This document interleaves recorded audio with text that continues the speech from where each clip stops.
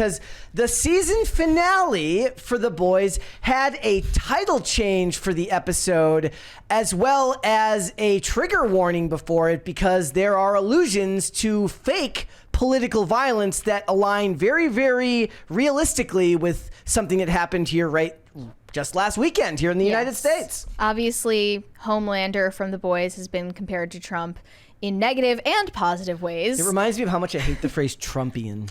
So this is just another example of the creators of The Boys treating their audience like children, telling them first off how to interpret the show, whether they should like Homelander or not. And then this recent controversy over showing extremely graphic molestation scenes in this season. And now they are not trusting the audience to know that it's fictional. I don't know. Basically, this is their disclaimer. I don't believe that the showrunner put this. I believe that this was probably an Amazon. Maybe it was an Amazon exec. Yes. The disclaimer reads, viewer discretion advised. This episode contains scenes of fictional political violence. Any similarities to recent events are completely coincidental and unintentional. Prime Video, Amazon MGM Studios, Sony Pictures Television, and the producers of The Boys oppose in the strongest terms real-world violence of any kind. Look, they saw what happened to Kyle Gass. They're like, we're not risking it. So what I can't respect, though, is that they changed the title of the episode from the original Assassination Run to simply Season 4 Finale. Yes. Come up with a new title. It's kind of like what happened when we were watching the season finale of The Acolyte. It was just listed as episode 8. Yeah, lame. So this kind of calls something into question for me. This is not anything new. Trigger warnings may be new in the way that they phrase them. You know, for old material, the idea of the trigger warning, you know, these stories are outdated and do not represent the current views of the corporation that is putting this out. That's whatever. We talk about that all the time here. It's like it's like the safest thing. If an old person wants to appear hip and cool, the safest thing for them to do is be like, oh, trigger warnings. It's the Piers Morganist thing you can do, is say, I oppose trigger warnings because, you know, this and that. We don't like cancel culture and other such buzzwords. But for as long as television has existed and as long as the news has existed, when something happens in current events that mirrors something that's happened on a television show, they will sometimes either hold off and pull the episode and then show it at a later date, or they will put a disclaimer before the episode airs that they'll try to film at the last minute and say, there is no connection. We did not write this with this in mind. It was written before it came out. You don't need to add the discretion warnings. You don't need to change the release dates. You don't need to change titles. If you have enough trust in your audience to know that the show is fictional. Yeah. Maybe you think your audience is stupid. That's how this comes off, is that they think their audience is stupid. And I'm sure they're aware that there are a lot of Trump supporters in the audience for The Boys, given the controversy in the past of how they've tried to tell those viewers how to interpret the show and whether they should like Homelander or not.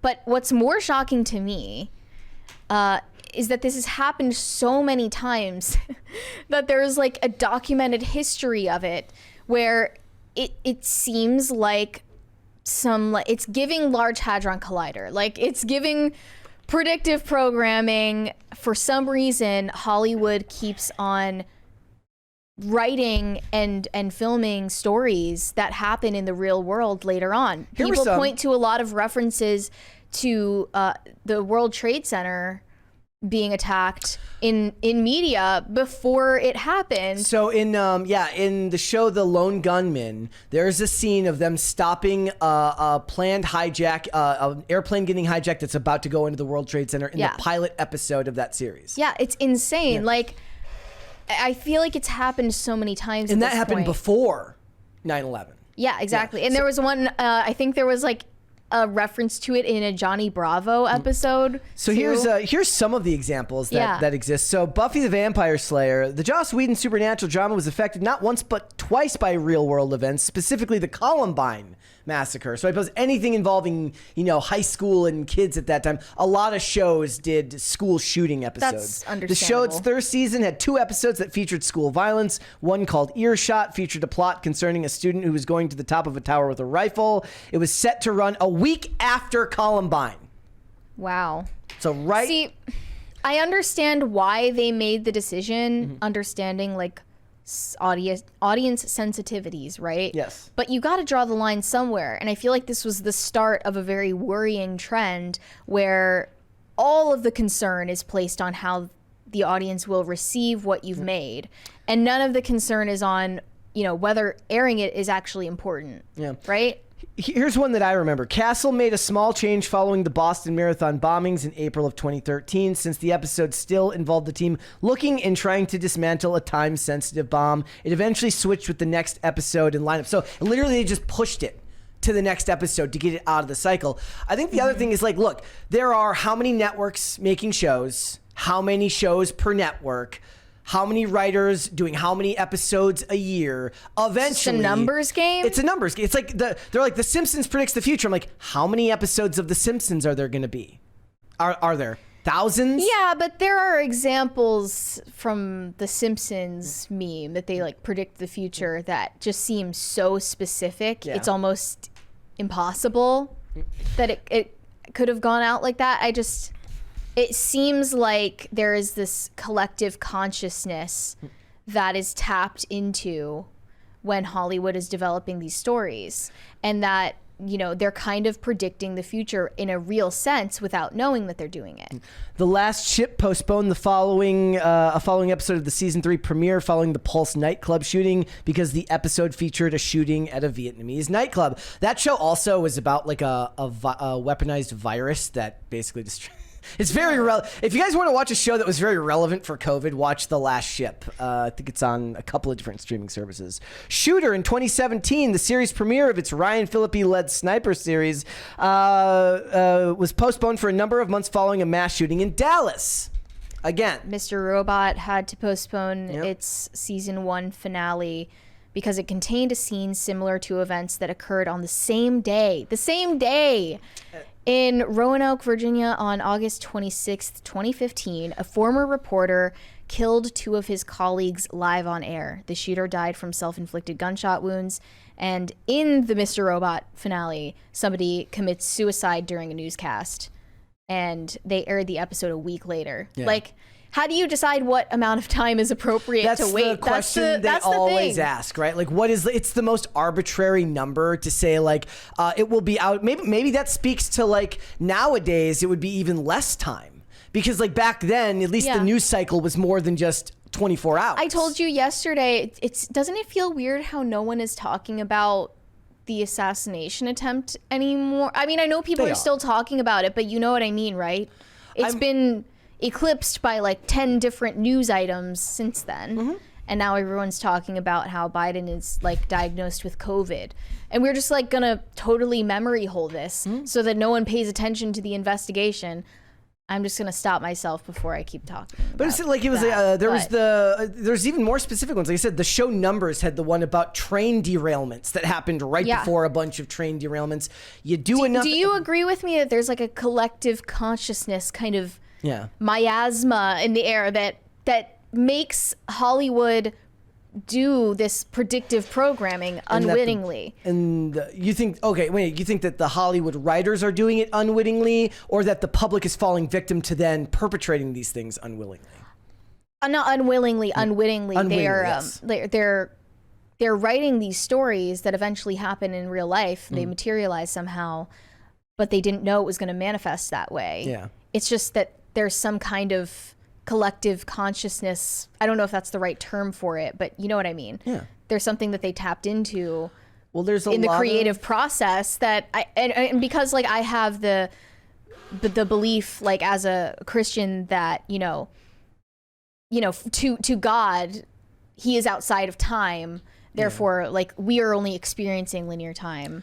it just seems like that's definitely a possibility. Even for someone who's not religious, if you want to look at it just from the basis of like what television is, the ability to project an image and an idea on a screen simultaneously to millions and millions of people, all of which come from different walks of life, have different worldly experiences, that can then take this story and these images that you've created for them and then go forth into the world and do whatever they want with it. There's something to be said about the power of that tool, television. I just, I don't like the solipsistic tendency that we have today, where we see a historic event take place and we start to talk to each other about how we just lived through a historic event instead of talking about the historic event itself. Millennials living through their 434th historic event. And I always say, I'm like, it's because you have the internet. It's because you're following news 24/7. And it's like quite literally, this thing happened to someone else. How can I make it about me? Yeah. Yeah. But I still think this was a dumb idea. I don't think that you need to delay airing an episode, well, especially because it's on streaming and not even network television. A lot of people pointed out you don't even have to take into account what advertisers would think of it. The top comment says this is genuinely the funniest outcome of this show. Given the tone and the nature of the show, you could say it's about the most on-brand thing for what this show has, given what Homelander does in the finale. So, make of it what you will. I don't think they needed to change the episode number. I do believe that it was probably a network requirement. I believe it was probably an Amazon requirement to put that label on there. They didn't retitle it out of protest. Yes, and given the celebrities that have come into some backlash with everything that's happened since then, playing it safe was probably the smartest thing for all parties involved. Well, you said you were surprised they played it safe at the risk of offending Trump supporters because obviously they view Trump supporters as less than human. Well, no, not even just that. It's like, okay, not even the humanity of them. My point is like, you're the establishment. The media is not going to care. MSNBC isn't going to care. CNN isn't going to care. Who are you scared of? Who are you scared of the backlash from? Matt Walsh? Well, I think that they are aware that Trump supporters watch The Boys. Yeah. And maybe some Amazon exec was just like, let's cover our bases. That's what I'm saying. Like, it just seemed weird to me because it's like, they don't have the institutional power that you do. So it's more just playing it safe. Thanks for watching. Listen to full episodes of Pop Culture Crisis on Spotify. Keep up with us on social media and make sure you subscribe and ring that bell so you never miss the show. Bye, guys.